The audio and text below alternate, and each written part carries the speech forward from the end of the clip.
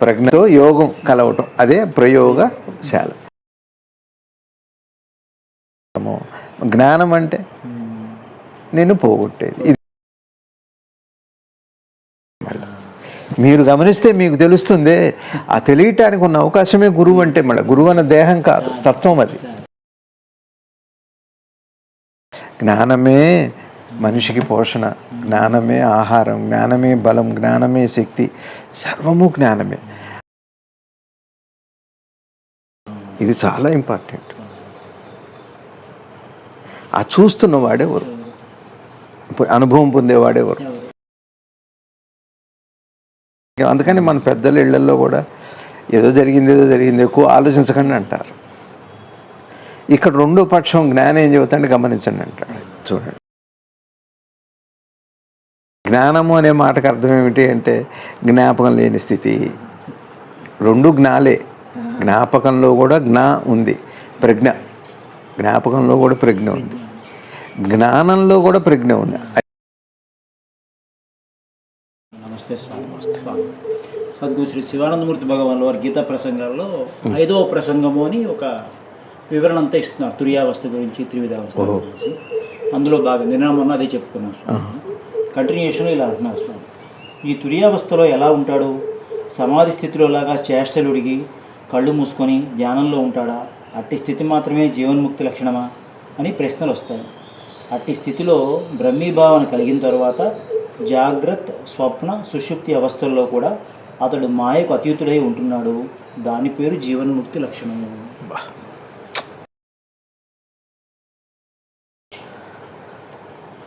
ఓం శ్రీ శివానంద గురుభ్యో నమః. శ్రీ ఆంజనేయ పరబ్రహ్మణే నమః. ఆత్మబంధువులు, ఆత్మస్వరూపులైన అందరికీ నమస్కారం. ఓం నమో భగవతే శ్రీ శివానందాయ. వసుదేవ సుతం దేవం కంసచారూర్ణమర్దనం దేవకీ పరమానందం కృష్ణం వందే జగద్గురు. శ్రీకృష్ణ పరమాత్ముడు వారి పాదపద్మాలకి ప్రణమిలుతూ సద్గురుదేవులచే అనుగ్రహించబడిన వివరణ ఇవ్వబడిన భగవద్గీత సారాన్ని మనం చిన్నగా విచారణ చేస్తూ అర్థం చేసుకునే ప్రయత్నం చేద్దాం. ఇక్కడ భగవాన్ వారు, శివానంద గురుదేవులు వారు ఏమంటున్నారంటే, ఇక్కడే గురువు యొక్క ఆవశ్యకత. ఒకటేమో మనకి అందిన సమాచారం యొక్క అర్థము, పరమార్థము. ఆ తర్వాత ఇప్పుడు మనకు తెలియదు సమాధి ఎట్లా ఉంటుందో తెలియదు, నిద్ర ఎలా ఉందో తెలియదు, తురియం ఎలా ఉందో తెలియదు. మూడు ఒకలాగానే ఉంటాయా? మూడిట్లో జరిగే పరిణామం ఏమిటి? తురియంలో వస్తున్న మనకి జరిగే అనుభవం ఏమిటి? ఈ విషయాలు ఒక అనుభవం పొందిన ఆ సత్య వస్తువు మాత్రమే చెప్పగలదు. వారినే సద్గురువు అంటాం. అందుకని గురువు ఆవశ్యకత ఏమిటి అంటే, ఏదైనా చదువు అయినా జీవనంలో అయినా ఒక అనుభవం పొందిన తర్వాత దాని మీద వాళ్ళకి పట్టు వచ్చిన తర్వాత చేసే బోధ మనకి గురువుగానే ఉంది. ఇట్లా అసలు గురువు అనేది ఎవరు అన్నది ఇట్లా ముందుకు వెళ్తేనే తెలుస్తుంది గురువు యొక్క ఆవశ్యకత ఏమిటి అంటే. తర్వాత ఇక్కడ ఒక విషయం ఉంది, మన సనాతన సాంప్రదాయం ఉంది. సనాతన సాంప్రదాయంలో ప్రాథమిక స్థాయి నుంచి తురియ స్థాయి దాకా ఎన్నో మెట్లు, అంటే పరిణామము అని. ఒక గ్రామ దేవతకు దండం పెట్టడం దగ్గర నుంచి పరమేశ్వరుడి దాకా చేరుతూ అనేక విధానాల్లో భక్తి అనండి, అది నవవిధ భక్తులు అన్నారు కదా. అట్లానే 3 ఉన్నాయి, భక్తి, జ్ఞాన, వైరాగ్యాలని 3 ఉన్నాయి. అట్లా విచారణ ద్వారా అలా చేరుకుంటూ చివరికి పరమేశ్వరుడు యొక్క స్వరూపం, పరమాత్మ రూపాన్ని తెలుసుకొని స్వస్వరూపాన్ని అర్థం చేసుకొని దాన్ని తురియమన్నారు. అక్కడికి ప్రశ్న లేదు, సమాధానం కూడా లేదు. అంటే ఒక మనోక్రియ ఉండదు, ఆలోచన అనే క్రియ ఉండదు. ఇక్కడ ఒక విషయం, మనం దేని మీద ఉన్న జిజ్ఞాసులు, ఇష్టం ఉన్న జిజ్ఞాసులు, సాధకులకి ఇక్కడ నేను విన్నవించేది ఏంటంటే, ఒక విషయం గుర్తుపెట్టుకోవాలి. గమనించటానికి, ఆలోచించటానికి తేడా. గమనించటం అంటే ఉదాహరణకి ఒక అనుభవం తర్వాత ఆ అనుభవాన్ని గమనించటం అనే ఒక ప్రక్రియ సహజంగానే జరుగుతుంది. గమనించటం, ఇక ఆలోచించటం. మీకు ఉదాహరణగా చెప్పాలంటే, ఒక పుస్తకాన్ని ముందు గ్రహిస్తూ పోతారు, తర్వాత ఇక్కడ ఎందుకున్నారన్నది ఆలోచన. గ్రహించేటప్పుడు దాన్నే గమనింపు అంటాం. గ్రహింపు కొనసాగుతూ ఉండటం కోసం గమనింపు ఇచ్చింది. గమనింపు గ్రహింపు రెండు కమల పిల్లలు లాంటివి, ఒక నాణానికి రెండు ముఖాలు లాంటివి అవి. గమనింపు గ్రహింపు అంటే గ్రహింపు యొక్క చైతన్య, గ్రహింపు యొక్క క్రియని మనం గమనింపు అంటున్నాం. ఇప్పుడు నా గ్రహింపు ఉంది, అక్కడ ఎవరు కూర్చున్నారు అని అంటే అది గమనింపు అవుతుంది. వీళ్ళు ఫలానా అన్నది ఆలోచన అవుతుంది. అది ఇట్లా గమనింపు గ్రహింపు, ఇది మీకు క్లియర్గా. కాబట్టి ఇక్కడ మనకేంటంటే ఇట్లా ఒక సామాన్యుడు ఒక 3 రాళ్ళకి దండం పెట్టి చెట్టుకి పుట్టకి అట్లా అట్లా అట్లా అట్లా అట్లా ఉన్నది అనే వస్తువుతోనే ఉంది అనే విశ్వాసంతో అట్లా తన దగ్గరికి తాను వెళ్తాడు. తన దగ్గరికి తాను రావటానికి ముందు ఈ సృష్టిలోకి దగ్గరికి వెళ్తాడు, దృశ్య ప్రపంచంలోకి దగ్గరికి వెళ్తాడు. మీకు అర్థమైంది? సరే, నిన్న మనం ఏం చెప్పుకున్నాం కొంత, మళ్ళీ అది కూడా చెప్పుకొని దీనికి వెళ్తాం. త్రివిధ అవస్థల్లో జాగృత స్వప్న సుషుప్తులు చెప్పా. సుషుప్తులు చెప్పిన తర్వాత నిద్రలో నేను లేదన్నాను. ఇక్కడ మళ్ళీ ఒకసారి గుర్తు చేసుకుంటే నేనంటే ఏంటి? కల్లో మనకి దొంగలు కొట్టారు, దొంగలు అన్నది దృశ్యం. దొంగలన్న దృశ్యం వచ్చిన తర్వాత నేను వచ్చా అంటే అనుభవపరుడు వస్తున్నాడు. ఇకపోతే అనుభవం అనేది ఒకటి ఉంది, అనుభవము అనుభవపరుడు. అది అనుభవపరుడు వచ్చాక ఏం చేస్తున్నాడు? ఆ దొంగలు కొట్టడం, వద్దనుకోవటం, బాధపడటం ఇవంతా ఉంది కదా. మెలకు రాగానే దొంగల అబద్ధం. మరి ఇప్పుడు అనుభవం ఉంది, వాళ్ళు కొట్టిన నొప్పులు, బాధలు, భయం అన్నీ ఉన్నాయి. అది అదృశ్యం అవుతుంది. అగో అది ఏది ఉందో అనుభవం అంటే ఈ అనుభూతి అంటే తాను పొందాను అనే ఒక ఈ రెంటికి ఒక సంధానం చేస్తున్న లక్షణం ఏదైతే ఉందో అదే నేనంటే. నేననేది ఇంకోటి లేదు. మీ అనుభవాలు, మీ అనుభూతులు, మీ జ్ఞాపకాలు ఇవన్నీ కూడా నేనంటే. అందుకని మెలకు రాగానే దొంగలతో పాటుగా ఆ భయం, బాధ కూడా పోయినాయి. నేనని ఎందుకు చెబుతున్నాడు అంటే జ్ఞాపకంతో చెబుతున్నా. అనుభవం లేదు, దొంగలు కొట్టిన నొప్పి లేదు, మంటల్లో పడ్డ మంట లేదు, లేదు కదా. ఏం పోయింది? నేను పోవటం అంటే అర్థం ఏంటంటే అక్కడ వచ్చిన ఏ మానసిక లక్షణాలు, అది మనసు అంటే అది మీరు అర్థం చేసుకో. ఒక దొంగ కొడుతున్నాడు మీ స్వప్నంలో, కొడుతున్నప్పుడు దెబ్బలు తగులుతున్నాయి, బాధ వస్తుంది. ముందేమో ఫస్ట్ దొంగల్ని చూస్తారు, అది గమనింపనండి, గ్రహింపనండి. అక్కడి నుంచి దొంగలను చూసిన తర్వాత వచ్చే భయం, వాడు కుట్టిన తర్వాత వచ్చే బాధ, ఇవన్నీ ఉన్నాయి. ఈ గ్రహింపు అది ఎట్లా ఉండనివ్వండి. తర్వాత పొద్దున్నే మెలకు రాగానే దొంగలు పోయారు, ఆ బాధ కూడా పోయింది. ఈ బాధే నేనంటే, ఆ అనుభవం. ఒక మాటలో చెప్పాలంటే అనుభవం అనుభూతి కాక నేనంటూ లేదు. దాన్నే మీరు చెప్పి చూసి చెబుతున్నారు. అక్కడేమో దృశ్యంతో కలిసి చెబుతున్నారు, ఇక్కడ జ్ఞాపకాన్ని చూసి చెబుతున్నారు. నేనంటే దేన్ని ఒక దాన్ని చూస్తే నేను ఉంటుంది. ఏదో ఒకటి ఉన్నా, జ్ఞాపకం ఉన్నా నేను ఉంటుంది, దృశ్యం ఉన్నా నేను ఉంటుంది. నేను ఎప్పుడు పుడుతుంది అంటే ఏది లేకుండా అది ఉండదు. ఏదో ఒక ఆబ్జెక్ట్ ఉండాలి. ఒక చోట జ్ఞాపకం ఆబ్జెక్ట్ అయింది, ఒక చోట దృశ్యం ఆబ్జెక్ట్ అయింది. ఇంతకంటే ప్రక్రియ ఏం లేదు. అది మూడిట్లో. ఇప్పుడు నేనంటే అర్థమైంది. నేనంటే ఇదే. నేను ఎప్పుడు పోయింది అంటే, మరి ఇప్పుడు ఉన్నాను చూస్తున్న నేనెవరు అంటే, మొట్టమొదటగా ఏ గ్రహింపు అయితే ఉందో అది ఇప్పుడు ఉంది. ఆ నేను పోయింది. ఆ నేను నిజమా, ఈ నేను నిజమా అంటే అర్థం ఏమిటి అంటే గ్రహింపే. ఇక్కడ ఒక విషయం చెబుతున్నాను నేను.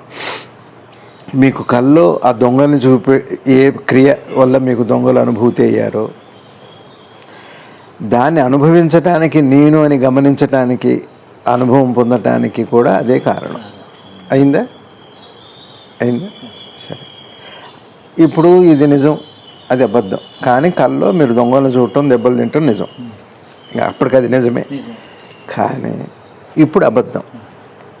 ఇప్పుడు ఇక్కడే జ్ఞానానికి గురువు యొక్క ఆవశ్యకత అక్కడే ఉంది. మరి నిద్రలో అబద్ధమైనప్పుడు మరి నిజం అని ఎందుకు అనిపించింది? అక్కడ కథ. తర్వాత అక్కడ అబద్ధమైనప్పుడు దొంగల అబద్ధమా, తన్నులు తిన్న నేను అబద్ధమా అంటే రెండు పోతున్నాయి. ఒకటి. రెండోది, ఆ దొంగల్ని చూస్తూ అన్ని అనుభవాలు పొందుతూ, అనుభూతులు పొందుతూ దానికి ప్రతిస్పందిస్తూ ఉన్న ఆ వస్తువు ఎవరు? ఇది చాలా ఇంపార్టెంట్. ఆ చూస్తున్న వాడెవరు? ఇప్పుడు అనుభవం పొందేవాడెవరు? మీకు అర్థమవుతుంది రవి గారు? చాలా జాగ్రత్తగా ఇది ప్రశ్నించుకోవాలి, దీన్ని గమనించాలి. మనం ఏం చేయాలంటే కళ గురించి ఆలోచించకూడదు, కళని గమనించాలి అంతే. గమనించటం అంటే ఆలోచించటం కాదు, ఒక జరిగిపోయిందని ఆలోచించడానికి. అందుకని మన పెద్దల ఇళ్లలో కూడా ఏదో జరిగింది ఎక్కువ ఆలోచించకండి అంటారు. ఇక్కడ రెండో పక్షం జ్ఞానం ఏం చెబుతాంటే గమనించండి అంటాడు. చూడండి, పెద్దవాళ్ళు ఏమో మర్చిపోమ్మంటారు, జ్ఞానులు ఏం చెబుతారంటే వదిలిపెట్టమని వాళ్ళు చెబుతూ గమనించండి ఏం జరిగిందో అంటే. గమనించండి, గమనింపు అన్నది ఉన్నదాన్ని ఉన్నట్టుగా చూడటమే సాక్షిగా, అదే సాక్షిత్వం. మీకు సబ్జెక్ట్ అర్థమైంది అంటే నిద్రలో రాత్రి నదిని చూసిన వాళ్ళు ఎవరు,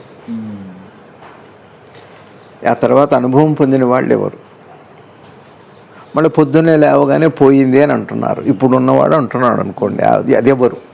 అట్లా అది ఇక్కడ చాలా అట్లానే నిద్ర దాకా వెళ్ళాక నిద్రలో దృశ్యమాన ప్రపంచం లేదు కాబట్టి నేను లేకపోయినా నిద్రని అనుభవిస్తున్న వస్తువు ఒకటి ఉంది. పొద్దున్నే లేచి అదే చాలా బాగా నిద్ర, ఇది గమనించలేదా మనం? ఇది చూడండి, మీకు జరిగిన అన్ని అనుభవాలని, మీ జాగృతాన్ని, మీ స్వప్నాన్ని, మీ నిద్రని గమనించట్లేదా? అందరి జీవితంలో ఉంది. ఇదే భగవద్గీత అంటే. భగవద్గీత అంటే ఓ కృష్ణ పరమాత్మ, ఒక అర్జునుడు, ఒక భారత యుద్ధం, మూడేగా. ఒక భారత యుద్ధం, ఓ అర్జునుడు, ఓ కృష్ణ పరమాత్మ. నీ హృదయాంతరాల్లో ఏదైతే సర్వాంతర్యామిగా ఆ వస్తువు ఉందో అది కృష్ణ పరమాత్మ. ఇవన్నీ ఎవరు నేర్చుకుంటున్నాడో వాడు అర్జునుడు. ఈ మనసు, దీని పోకడలు, దీని ప్రతిస్పందనలు అన్నీ సమస్తం అరిషద్వర్గాలు అది భారత యుద్ధం అది భారతం అని కాదు, యుద్ధం అది అందరికీ ఉంది. ఏ కులంలో ఉన్నా, ఏ మతంలో ఉన్నా, ఏ దేశంలో ఉన్నా, ఏ కాలంలో ఉన్నా, సృష్టి ఆరంభం నుంచి సృష్టి అంతం వరకు ఈ యుద్ధం కొనసాగుతూనే ఉంది. ఇజ్రాయిలును పాలిస్తాన్ యుద్ధంలాగా మధ్యలో ఇప్పుడు ఇరాక్ ఒకటి చేరింది. మీకు అర్థమవుతుందా? ఈ యుద్ధం లోపల ఇక్కడ పూజలు చేయాలా వద్దా, సంప్రదాయంలో ఉండాలా వద్దా, దేవుడు ఉన్నాడా లేడా, జీవుడు వేరు దేవుడు వేరా, అయితే వీళ్ళంతా అజ్ఞానంలో ఉన్నారా, ఇవి ప్రశ్న. అసలు అట్లాంటి దాన్ని విమర్శించి దాన్ని అర్థం చేసుకొని ఆలోచించే ఆవశ్యకత ప్రస్తుతానికి లేదు ఇక్కడ ఈ యుద్ధంలో.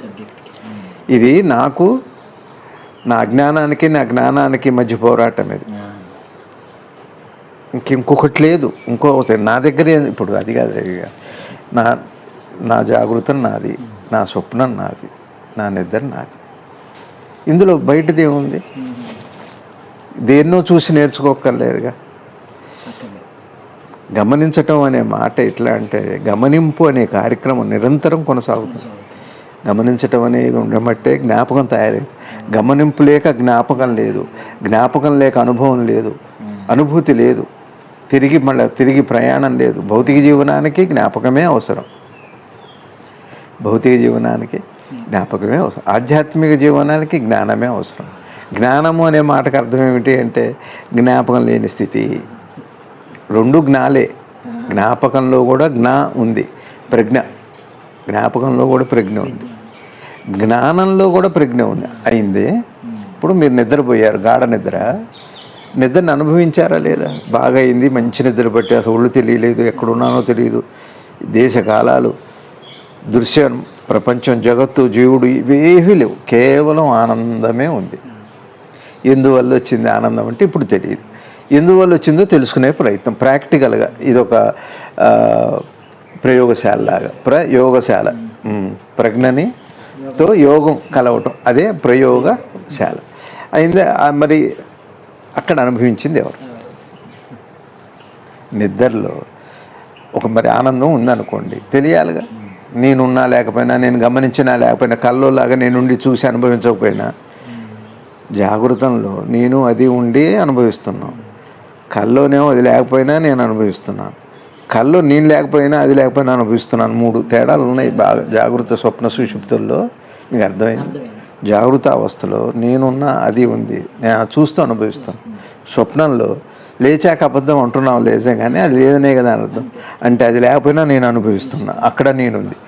ఇది కాక సుషుప్తులకు, గాఢ నిద్రలోకి వెళ్ళినప్పుడు ప్రపంచము లేదు, జగత్తు, జీవుడు, ఈశ్వరుడి 3 లేవు, కానీ ఒక అద్భుతమైన ఆనంద స్థితి ఉంది. మరి నేను పోయాక ఆనందాన్ని అనుభవించింది ఎవరు, ఆ చూసింది ఎవరు, దాన్ని గమనించింది ఎవరు, ఇది ప్రశ్న. ఇక్కడ నేనుంది స్వప్నంలో, జాగృతంలో నేనుంది, సుషుప్తిలోనేమో నేను లేను అంటున్నావు, నాకు తెలియదు అంటున్నావు. మరి నేను లేనప్పుడు నాకు తెలియనప్పుడు నేను అనుభవించింది ఎవరు? దీనికోసం అండి ఇంత ప్రయాణం. 3 మెట్లు. ఆ చివరి మెట్లు లేనప్పుడు చూసేది ఎవరు, లేనప్పుడు అనుభవించేది ఎవరు, లేచాక నేను అనుభవించానని చెప్పేది ఎవరు? అక్కడ లేదు, ఇక్కడ ఉంది. జాగృత స్వప్న ప్రపంచాల్లో దృశ్యం ఉంది, సుషుప్తిలో దృశ్యం లేదు, నేను లేదు. కానీ లేచిన తర్వాత నేను అనుభవించాను బాగా అని చెబుతున్నాం. మరి లేని నేను, ఉన్న నేను, దృశ్యం లేదు, అక్కడ నేనున్నా, నేను పోయింది. ఇక్కడ దృశ్యము లేదు, నేను లేదు, కానీ అనుభవం ఉంది. మరి నేను లేని అనుభవం ఏమిటి అంటే అదే. కానీ ఇది మనం శోధిస్తున్నాం, మనకి మనమే. నాదే, నేను ఎక్కడికో వెళ్ళక్కర్లా. నిద్రపోవటానికి నేను రోజు లండన్ వెళ్ళట్లేదు కదా రవి గారు, హిమాలయాలు వెళ్ళట్లేదు కదా. అంటే తప్పు అంటల్లా, అది వేరు. ఈ పరిణామాన్ని అర్థం చేసుకోవటానికి ఇంత యాత్ర చేయాల్సి వచ్చింది. భేదభావం ఉంది కాబట్టి సాధన వచ్చింది. ఇవన్నీ అవసరమే. మన సంప్రదాయము, మన సంస్కృతి, మన పెద్దలు చెప్పిన మాటలు, విధానాలన్నీ గొప్పవి. ఏది తీసేసేదిలే, అది ఉంటూనే ఇది. అట్లా కాదు రవి గారు, మీరు నిద్రపోయి లేచి పూజ చేసుకోవడానికి, మీ నిద్రకి మీ పూజకి ఇబ్బంది లేదు కదా. అట్లానే మీ పూజ, మీ జీవితంలో మీ సంప్రదాయం, మీ ఆచారం ఏముందో అవి చేసుకుంటూ నిద్రపోతున్నట్టుగానే మిమ్మల్ని మీరు గమనించడం ఏమడ్డు? ఇది ఒక విధానం కాదు, అది అదంతా పరాయి, ఇదంతా స్వీయం. అది మీకు అర్థమవుతుందా? అడ్డు కాదు, అవసరం అది. ఎందుకంటే మీరు నిద్రపోయే 6 గంటలు 8 గంటలు పోతే 16 గంటల కాలం స్వప్న జాగృత అవస్థల్లో ఉంటున్నాం. ఇంకొక రకంగా చెప్పాలంటే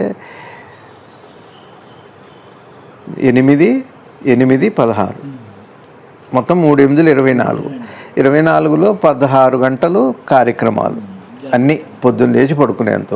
ఇంకా 8 గంటలు ఉంది. 8 గంటల్లో 2 గంటలే గాఢ నిద్ర, సుషుప్తి 2 గంటలే. ఇంకెంత ఉంది? 6. 6 గంటలు ప్లస్ 16 గంటలు, 22 గంటలు ఒక రకంగా జాగృతం అనండి, ఒక రకంగా స్వప్నం అనండి, ఒక రకంగా సుషుప్తి అనండి. ఈ 3 కూడా ఈ అవస్థల్లోనే ఉన్నాయి.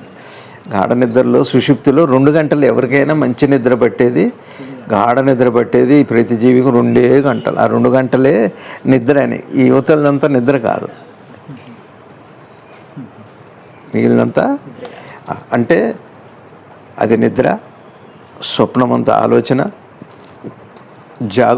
జాగృతమంతా అనుభవం. స్వప్నమంతా ఆలోచన, అనుభవం ఎక్కడుంది? మిగిలిందా నీకు? అందుకనే స్వప్నం ఏం చెబుతుందంటే నీ అనుభవం నిలబడదు, నేను లేదని చెప్పాం. సరే, ఇప్పుడు నిద్రలో గాఢ నిద్రని చూసింది ఎవరు?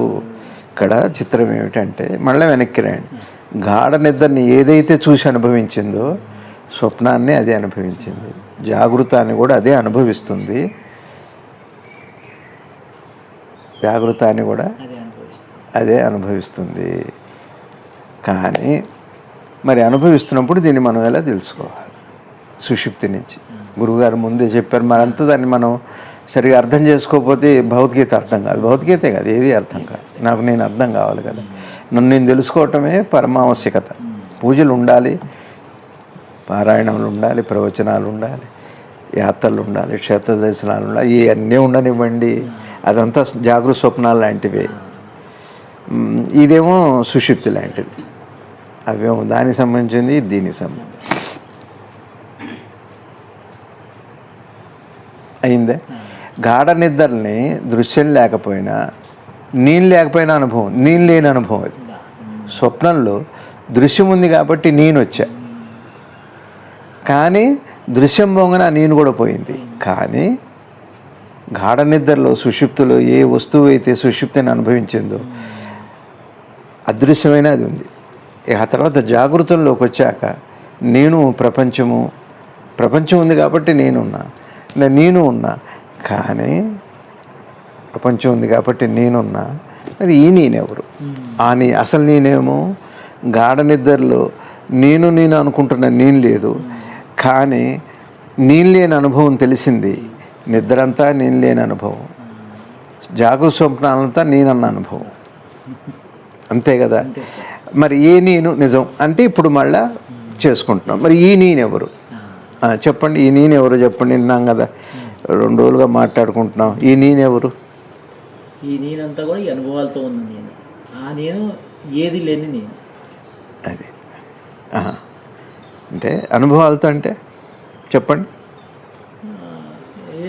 రాత్రి స్వప్నంలో మీకు దెబ్బలు కొట్టినాయి, బాధతో లేచారు. మీరు ఆ బాధనే నేను ఉంటున్నారు, ఆ జ్ఞాపకాన్ని, ఆ దృశ్యాన్నిగా నేను ఉంటున్నారు. దృశ్యం వల్ల నేను వచ్చింది, నేను వచ్చాక దృశ్యం తాలూకా అనుభవాలు వచ్చినాయి. మెలకు రాగానే దృశ్యం పోయింది, అనుభవం పోయింది. అనుభవం పోయింది కాబట్టి నేను పోయింది అంటున్నారు. అంటే ఇప్పుడు నేనెవరు? అనుభవము, అనుభూతి, జ్ఞాపకం. అనుభవం అంతా జ్ఞాపకమే, కాలమే అయిందా. అందుకనే ఇంద్రియాల్లో మనసు నేను అన్న. ఇప్పుడు మనసు అంటే మీకు అర్థమైందా? వద్దన్నవాడు, కావాలన్నవాడు, ఆ దృశ్యాన్ని అనుభవించేవాడు, ఆనందపడేవాడు, ఇవన్నీ ఉన్నాడు. మరి ఇది నిద్రని అనుభవించేవాడు, నిద్రని సంతోషపడేవాడు. నేను పోయింది అంటే దాన్ని అది ఉంది, ఇది లేదు. ఈ ప్రక్రియ స్వప్నంలో మీరు అనుభవమే మీరు, అదే నేను. ఇప్పుడు ఇక్కడ వచ్చిందా నేను? ఇక్కడ వచ్చిందిగా. ఇక్కడ చిత్రం ఏమిటి అంటే ఇక్కడ ఒక అద్భుతమైన రహస్యం ఉంది. ఏమిటంటే నిద్ర కల అయిపోయింది. అబ్బా రాత్రి దొంగలు కొట్టారు, పాల పీడకలు వచ్చింది, మా అమ్మ చచ్చిపోయింది, నాన్న చచ్చిపోయింది, ఇది నేను అని చెబుతున్నారు కదా. జాగృతంలో నిన్న యాక్సిడెంట్ అయింది, నాకు లాస్ వచ్చింది, నాకు పెళ్ళి అయింది, ప్రమోషన్ వచ్చింది, ఇక్కడ నేను. నిద్రలో లేదన్నాం. మరి నేనంటే ఎవరు అంటే రవి గారు, రాత్రి గాఢ నిద్రలో ఏది లేకపోయినా ఆనందం ఉంది కదా. మెలకు రాగానే మొట్టమొదట దేహం తెలుస్తుంది, దేహాత్మ భావన వస్తుంది, ప్రపంచ భావన వస్తుంది, ఈశ్వరుడి భావన వస్తుంది. వచ్చిందా? ఇప్పుడు రాత్రి నిద్ర మీకేమైంది? గడిచిన కాలం, అది జ్ఞాపకమైంది. జ్ఞాపకం వచ్చినప్పుడల్లా నేను వస్తుంది రవి గారు. ఈ నేనేం లేదు, కేవలం జ్ఞాపకం. నిద్రలో జ్ఞాపకాలు లేవు, నేను లేదు. మెలకు వచ్చాక మీ అనుభవాన్ని ఏం చెబుతున్నారు? ఇంక దేహాత్మ భావన, ప్రాపంచిక భావన, దైవ భావన వదిలిపెట్టండి, ఆత్మభావన వదిలిపెట్టండి. ఒక జ్ఞాపకాన్ని అది క్రియాత్మకమైనప్పుడు నేను కింద కనపడుతుంది. ఇప్పుడు నిద్రలో, గాఢ నిద్రలో నేను లేదు, కానీ అనుభవం ఉంది. లేచి ఏం చెబుతున్నారు? నేను బాగా నిద్రపోయాను, చక్కటి ఆనందం కలిగింది, శాంతిగా ఉంది, భలేగుంది అని అంటున్నాను కదా. ఈ నేనెవరు? అప్పుడు లేని నేను ఇప్పుడు ఎవరు అంటే ఆ జ్ఞాపకం పునరావృతమై క్రియాత్మకమైనప్పుడు నేను అన్న ఒక భావం పుడుతుంది, కానీ నేను లేదు. ఒకవేళ ఈ నేనే అవసరం అయితే తప్పనిసరిగా నిద్రలో రావాలి. ఈ నేను అవసరం లేదు. ఇది కొద్దిగా సాధకుడు ఏం చేయాలి? చక్కగా భగవాన్ చెప్పినట్టుగా కృష్ణ పరమాత్మ సాత్విక ఆహారం, మితాహారం, హితాహారం ఇవన్నీ పెట్టుకుంటూ ఒక 40 రోజులు శ్రద్ధగా దీని మీద గమనిస్తుంది. అలా ఆలోచించకూడదు. మళ్ళీ ఇప్పుడు నేను చెప్పా, ఇది విన్నవాళ్ళు మళ్ళీ ఆలోచించకూడదు. అవునా కాదో మీరు గమనిస్తే మీకు తెలిసిపోతుంది ఎవరు. మళ్ళీ అదే గురువు అంటే మళ్ళీ మీరు గమనిస్తే మీకు తెలుస్తుంది. ఆ తెలియటానికి ఉన్న అవకాశమే గురువు అంటే. మళ్ళీ గురువు అన్న దేహం కాదు, తత్వం అది. అట్లాంటి సద్గురువులు వాళ్ళు. మీకు అర్థమైంది? గురువుగారు ఏమంటే అక్కడి దాకా వెళ్ళండి. అట్లా కాదు రవి గారు. ఇప్పుడు లండన్లో, మాంచెస్టర్లో ఏం జరుగుతుంది రవి గారు? ఎందుకని? లండన్ ఇక్కడ లేదు, మీరు అక్కడ లేరు. మీరైతే ఉండాలిగా. లండన్ మీ ఎదురుగన్నా ఉండాలి, మీరు లండన్ ఎదురుగన్నా ఉండాలి. మీకు అనుభవం అవ్వాలి అంటే మీ ఎదురు ఉంటేనే, కట్టెదుటి ఉంటేనే మీరు ఉండాలి, అది ఉండాలి. అప్పుడు మీరు అనుభవం ఉంటున్నారు.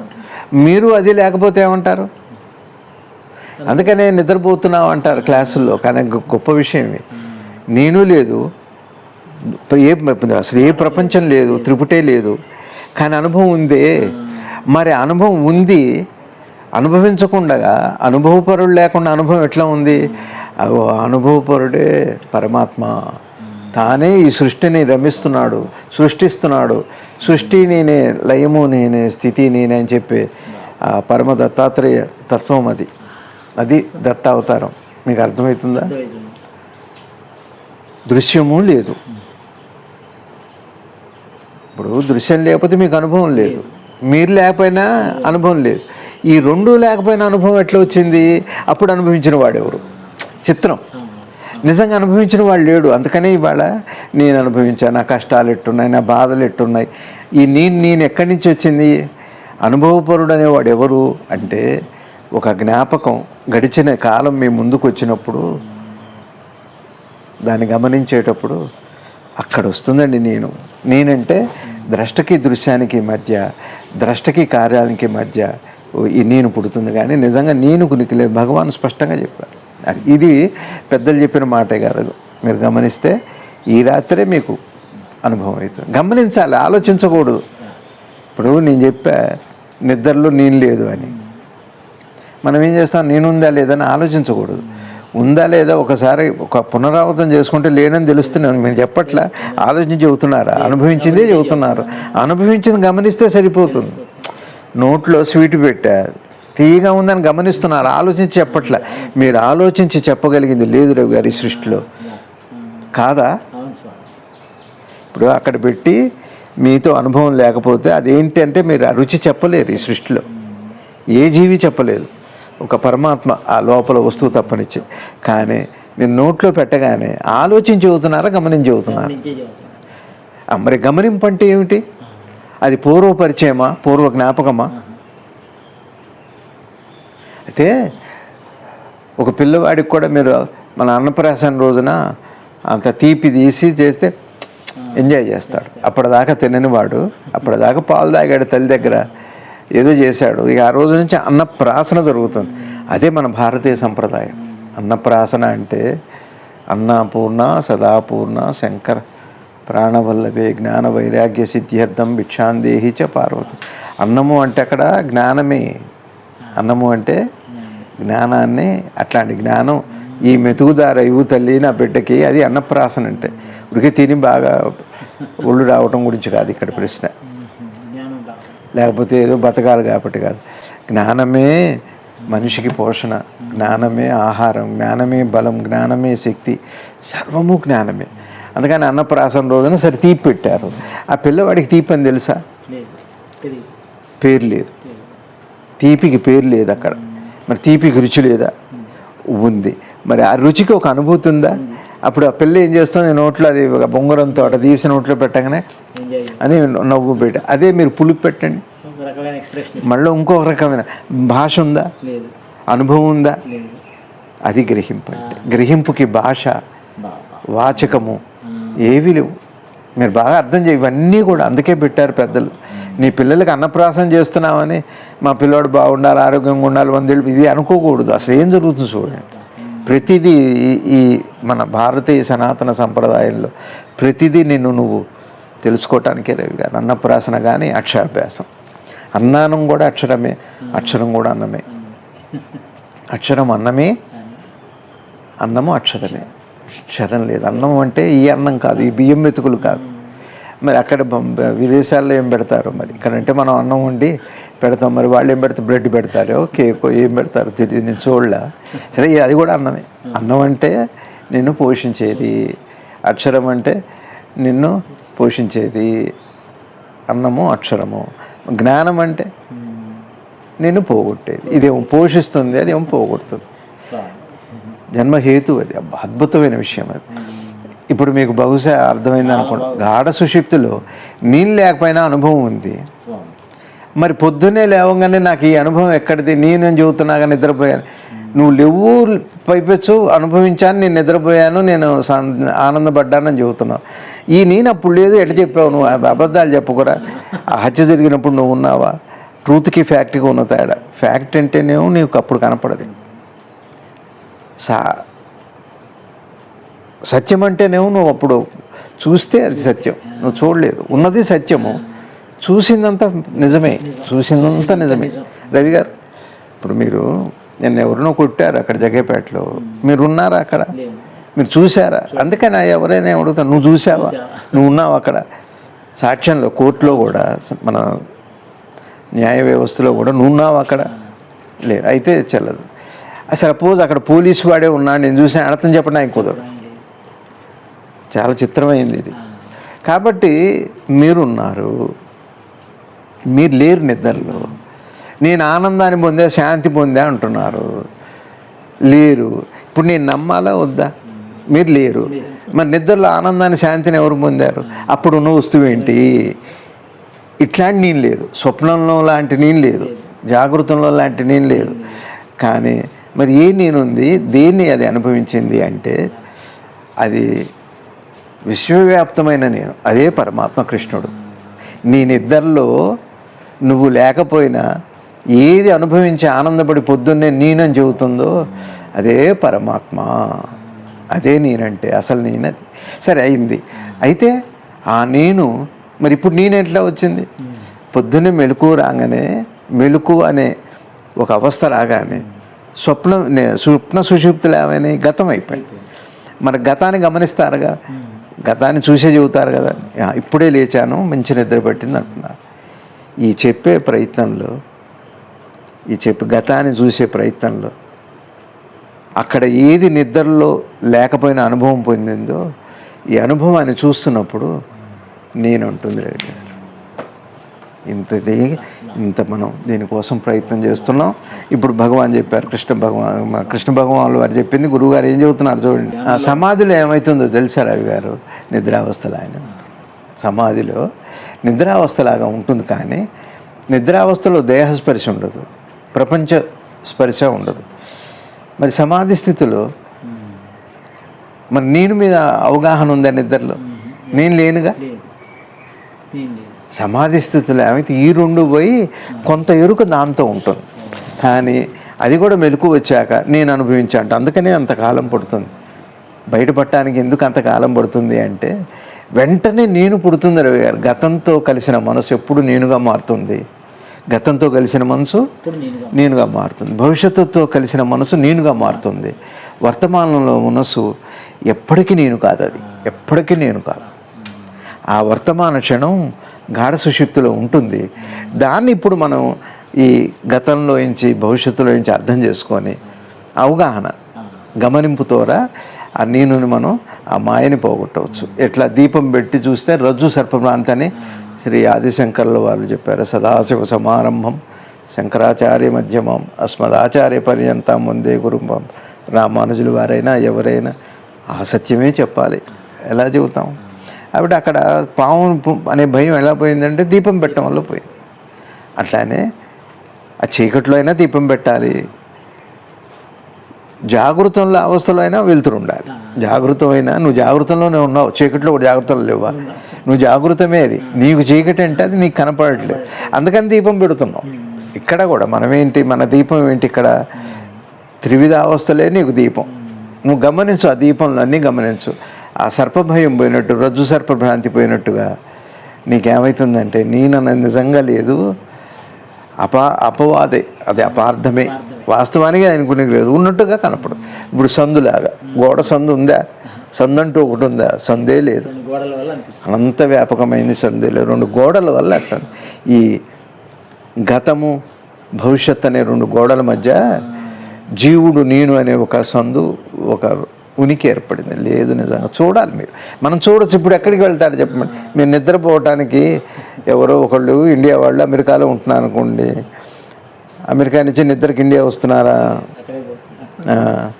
అమెరికా వాళ్ళు ఇండియాలో ఉంటే ఆ నిద్ర కోసం అమెరికా వెళ్తున్నారా? జ్ఞానం కోసం మీరు ఎక్కడికి వెళ్ళద్దు, ఉన్న చోటనే క్షేత్రాలకి వెళ్ళండి. కానీ ఈ సంస్కారం ఇది ఒకటి ఉంది అని దాని వైపు అసలు మనసు మళ్ళాలంటే ఇవన్నీ చేయాల్సింది కొంతకాలమే. మళ్ళీ అదే పని చేస్తూ తిరగకూడదు.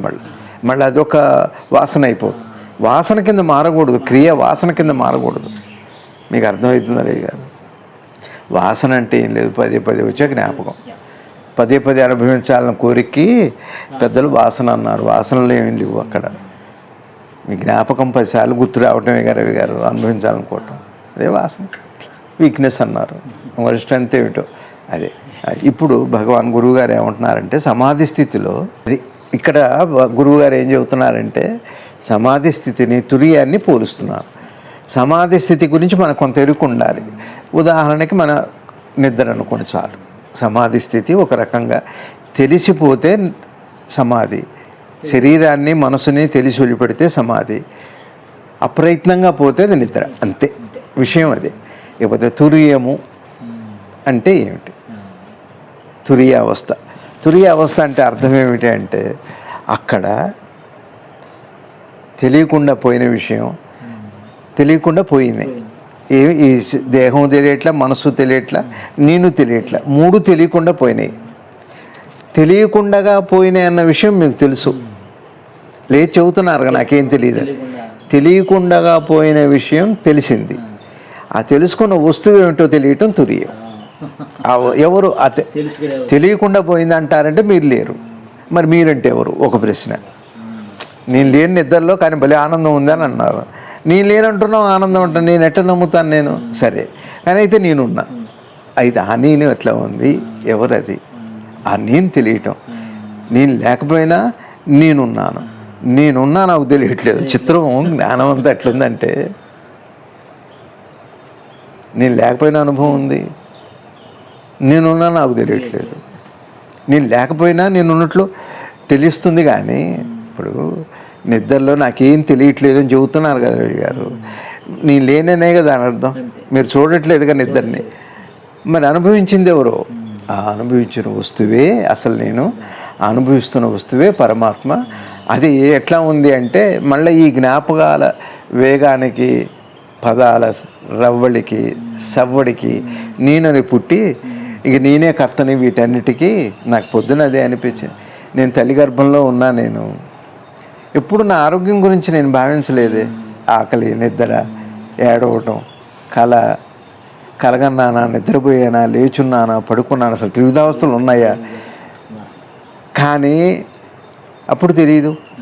తురియం అంటే అక్కడ ఏంటి అంటే ఇవేవీ లేకపోయింది. ఇందాక చెప్పా మీకు, చంటి పిల్లాడికి ప్రాసన చేసినప్పుడు అన్నప్రాసన, ఆ తీపికి ఒక స్పందిస్తాడు.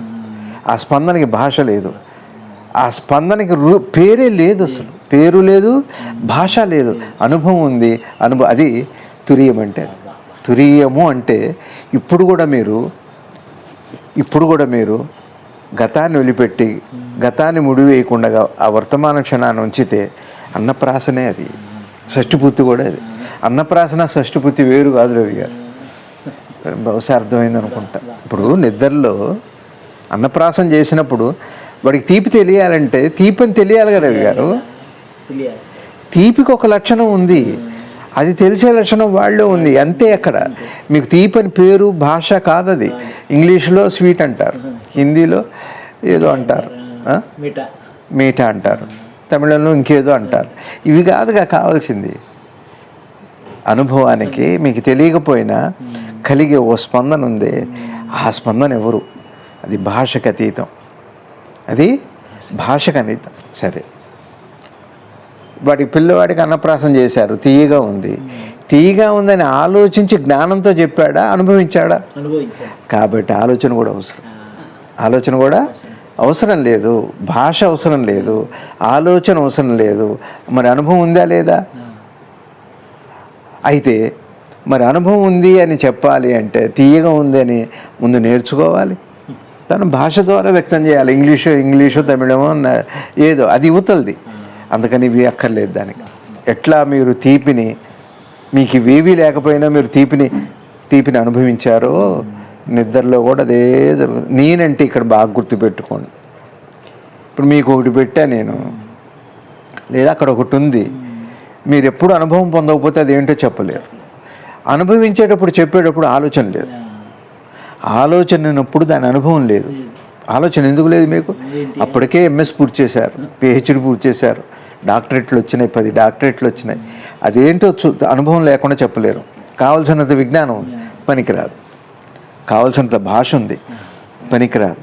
ఎంతో మేధావి మీరు, ఐన్స్టైన్ కంటే గొప్పవారు మీరు, అయినా చెప్పలేరు. ఒక్కసారి తాకినప్పుడు ఇవేవి లేకుండానే మీకు అనుభవం చెబుతున్నారు. ఎట్లా? అది వస్తువు, దాని పేరే ధ్యానం అన్నా, దాని పేరే పరమాత్మ అంటే అదే.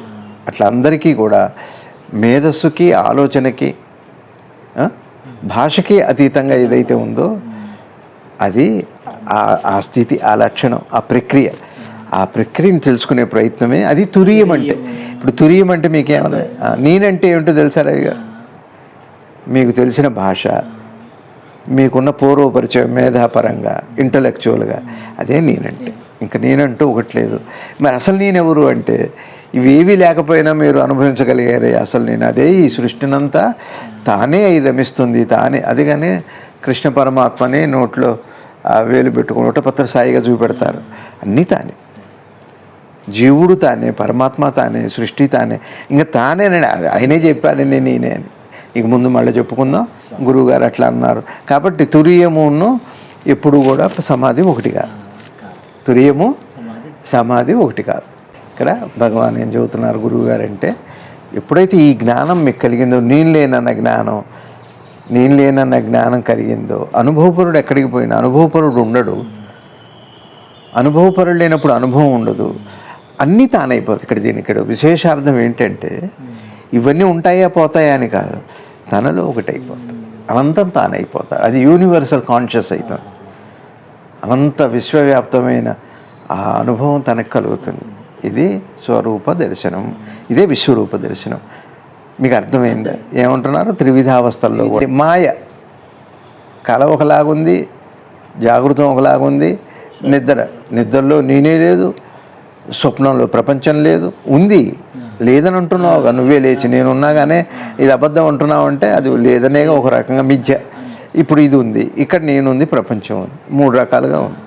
కానీ ఈ చూస్తూ ఈ నేను అని అంటున్నామే, ఇది ఒక ప్రక్రియలో ఏర్పడ్డదే. కాబట్టి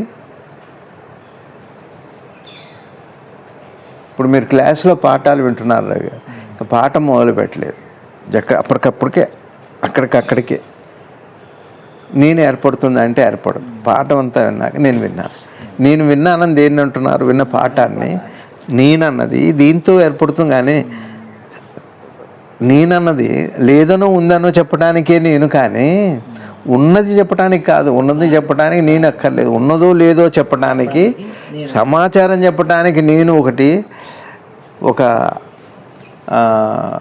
ఆపాదన ఉంది. కానీ ఉన్నది ఉన్నట్టుగా ఇది రుచిలాగా, రుచి చెప్పిందా పోనీ తీపినని? పోనీ తీపని ఆ చంటి పిల్లవాడికి తెలిసిందా? మరి తెలియనప్పుడు ఎట్లా అనుభూతి పొందేవాడు? తీపని తెలిస్తేనేగా తీపి తెలియాలి. తీపని తెలియపోయినా తీపి ఎలా తెలిసింది? రుచి పేరు కాదు, రుచి రూపం కాదు, రుచి అనుభవం మాత్రం. అట్లానే అది రుచి అంటే ప్రకాశం, ఆ జ్ఞాన ప్రకాశం. అట్లా త్రివిధావస్థలో ఉన్న మాయ, ఈ నేను లేదు. అసలు త్రివిధావస్థలో కూడా నేను లేను అంటే అర్థం ఏంటంటే, ఒక స్థాయికి వెళ్ళాక, ఉత్తమోత్తమ స్థితిలోకి వెళ్ళాక ఏవి జరగట్లేదని తెలుస్తుంది. అది ఇప్పుడు చెబితే అర్థం కాదు, ఇంకా ముందు వస్తుందేమో చెప్పుకుందాం. అదే గురువు ఆవశ్యకత ఎంతో ఎంతో ఎంతో ఉంది రేవి గారు, ఎంతో ఉంది. అది వ్యక్తిగా కృష్ణం ముందే జగద్గురు సద్గురు శివానంద గురుదేవుల పాదపద్మాలకు ప్రణమిలుతూ భారత్ మాతాకు జై. గురువు వ్యక్తిగా. నమస్తే.